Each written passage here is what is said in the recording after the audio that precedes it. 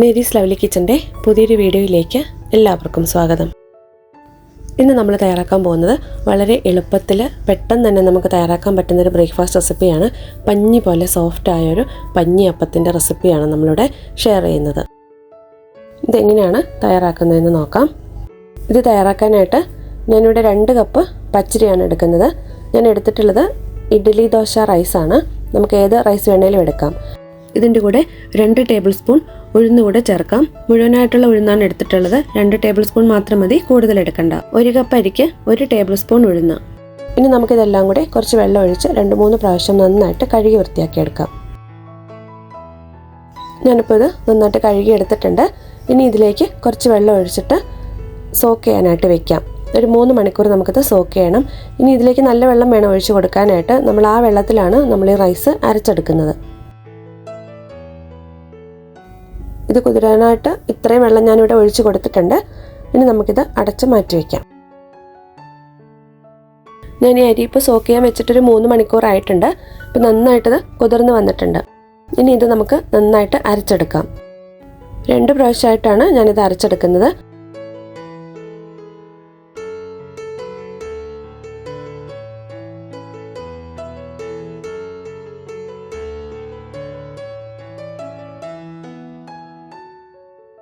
ഇത് സോക്ക് ചെയ്യാനായിട്ട് വെച്ച വെള്ളം തന്നെ കുറച്ച് നമുക്കിതിലേക്ക് ഒഴിച്ചു കൊടുക്കാം. ഇനി നമുക്ക് നന്നായിട്ട് അരച്ചെടുത്തിട്ട് വരാം.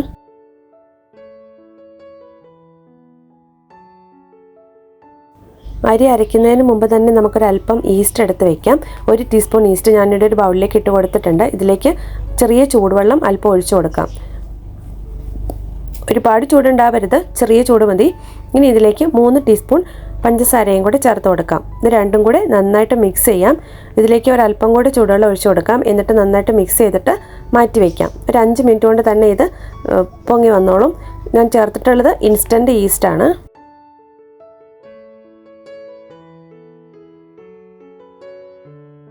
നമ്മൾ എടുത്തുവച്ചിരുന്ന അരി ഞാനിവിടെ നന്നായിട്ട് അരച്ചെടുത്തിട്ടുണ്ട്.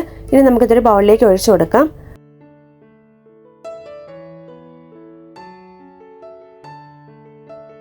ബാക്കിയുള്ള അരിയും കൂടെ നമുക്ക് മിക്സിയുടെ ജാറിലേക്ക് ഇട്ട് കൊടുക്കാം. അല്പം വെള്ളം കൂടി ഒഴിക്കാം. ഇനി ഇതിലേക്ക് 3/4 കപ്പ് ചോറും കൂടെ ചേർത്ത് കൊടുക്കാം. നമ്മൾ ഏത് ചോറാണോ ഉപയോഗിക്കുന്നത് ആ ചോറ് തന്നെ ചേർത്താൽ മതി. അല്പം കൂടി വെള്ളം ചേർത്ത് കൊടുക്കാം. എന്നിട്ട് നന്നായിട്ടത് അരച്ചെടുക്കാം.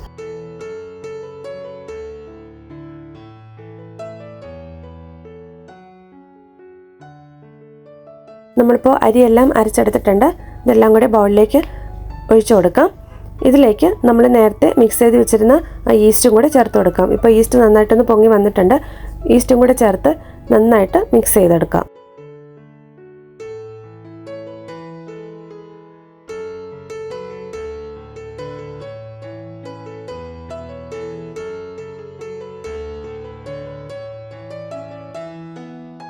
നമ്മളിതിലേക്ക് തേങ്ങാപ്പാലോ ഒന്നും ചേർക്കുന്നില്ല. തേങ്ങയും തേങ്ങാപ്പാലും ചേർക്കാതെ തന്നെ നമുക്ക് നല്ല സോഫ്റ്റ് ആയിട്ടുള്ള അപ്പം തയ്യാറാക്കിയെടുക്കാം. നമ്മളിത് നന്നായിട്ട് മിക്സ് ചെയ്തെടുത്തിട്ടുണ്ട്. ഇനി ഇത് പൊങ്ങാനായിട്ട് മാറ്റി വയ്ക്കാം. നമ്മൾ ചേർത്തിട്ടുള്ളത് ഇൻസ്റ്റൻറ്റ് ഈസ്റ്റാണ്. അതുകൊണ്ട് തന്നെ പെട്ടെന്ന് മാവ് പൊങ്ങി കിട്ടും. ഒരു 2 മണിക്കൂർ കൊണ്ട് തന്നെ മാവ് നന്നായിട്ട് പൊങ്ങി വരും. ഇപ്പം നമ്മുടെ മാവ് നല്ലതായിട്ട് പൊങ്ങി വന്നിട്ടുണ്ട്. ഞാനിതിപ്പോൾ വെച്ചിട്ട് 3 മണിക്കൂറായിട്ടുണ്ട്. 3 മണിക്കൂർ കൊണ്ട് തുറന്ന് നോക്കുമ്പോൾ ഇതാ ഇങ്ങനെ വന്നിട്ടുണ്ട്. നല്ല സോപ്പ് പോലെ പതഞ്ഞ് വന്നിട്ടുണ്ട്. ഇനി ഇത് പതുക്കെ ഒന്ന് മിക്സ് ചെയ്തെടുക്കാം.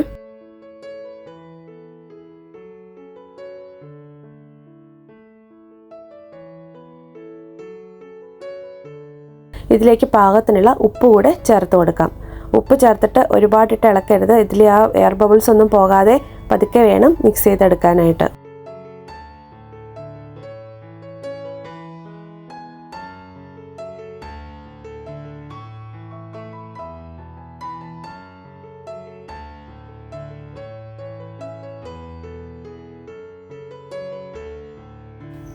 മാവ് ഈ ഒരു കൺസിസ്റ്റൻസിയിലാണ് എടുത്തിട്ടുള്ളത്. ഇതുകൊണ്ട് നമുക്കിനി അപ്പം തയ്യാറാക്കാം. ഞാൻ ഈ ചെറിയ പാത്രങ്ങളിൽ വെച്ചിട്ടാണ് ഇത് തയ്യാറാക്കി എടുക്കുന്നത്. ഇതിലേക്കൊരല്പം ഓയിൽ പുരട്ടി കൊടുക്കാം.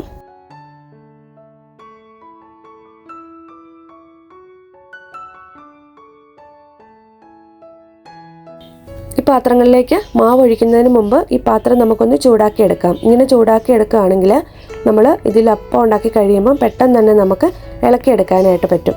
ഇപ്പോൾ ഈ പാത്രം നന്നായിട്ടൊന്ന് ചൂടായി വന്നിട്ടുണ്ട്. ഇതിലേക്ക് മാവ് ഒഴിച്ചു കൊടുക്കാം.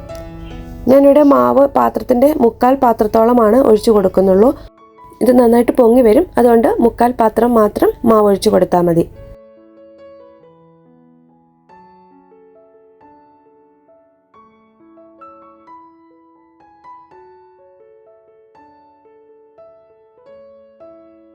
നമ്മൾ 3 പാത്രത്തിലും 1/4 പാത്രം വീതം ഒഴിച്ചു കൊടുത്തിട്ടുണ്ട്.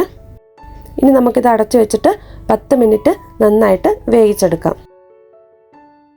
ഇപ്പോൾ നമ്മളിത് 10 മിനിറ്റ് വെച്ച് വേവിച്ചെടുത്തതാണ്. നന്നായിട്ടിത് വെന്ത് വന്നിട്ടുണ്ട്. ഇനി നമുക്കിത് സ്റ്റവ് ഓഫ് ചെയ്തിട്ട് ഇതിൽ നിന്നും എടുത്ത് തണുക്കാനായിട്ട് മാറ്റി വയ്ക്കാം.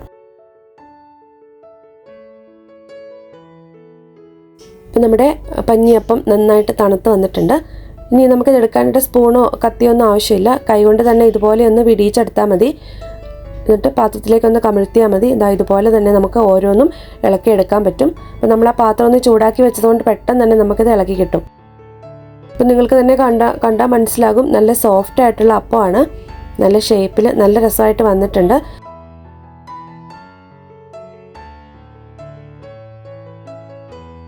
നല്ല സോഫ്റ്റ് ആയിട്ടുള്ള അപ്പം ഇവിടെ നമ്മൾ റെഡിയാക്കി എടുത്തിട്ടുണ്ട്. ബാക്കിയും കൂടെ ഇതുപോലെ തന്നെ നമുക്ക് തയ്യാറാക്കി എടുക്കാം.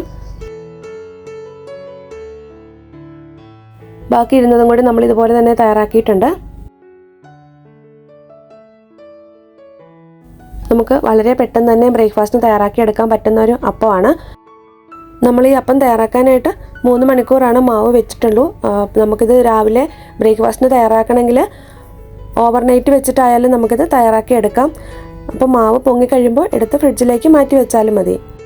ഇതിൻ്റെ കൂടെ കഴിക്കാനായിട്ട് ചിക്കൻ കറിയോ മുട്ടക്കറിയോ ഏത് വേണേലും എടുക്കാം. നമ്മൾ വെള്ളയപ്പത്തിന് തയ്യാറാക്കുന്ന കറി ഏതാണോ അത് നമുക്ക് ഇതിൻ്റെ കൂട്ടത്തിൽ ചേർത്ത് കഴിക്കാവുന്നതാണ്.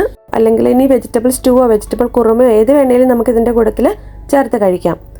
കുട്ടികൾക്ക് കൊടുക്കുമ്പോൾ കുറച്ച് മധുരം വേണമെന്നുണ്ടെങ്കിൽ നമ്മൾ അപ്പം തയ്യാറാക്കുന്നതിന് മുൻപ് അതിലേക്ക് ഒരല്പം പഞ്ചസാര ചേർത്ത് കൊടുത്താൽ മതി.